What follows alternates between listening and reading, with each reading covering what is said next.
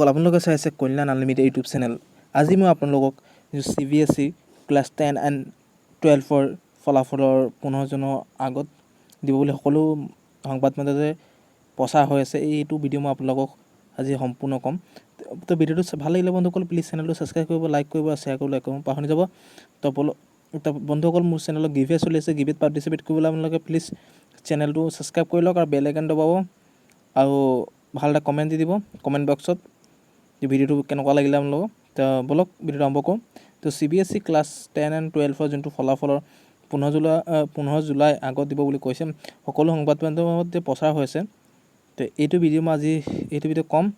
তো এইটো হৈছে সংবাদ মাধ্যম আজি সংবাদ মাধ্যমক কৈ আছে বহুতকেইটা TV চেনেলত। তো এইটো অফিচিয়েল নটিফিকেশ্যন অহা নাই। অফিচিয়েল নটিফিকেশ্যন আহিলে মই আপোনালোকক কৈ দিম।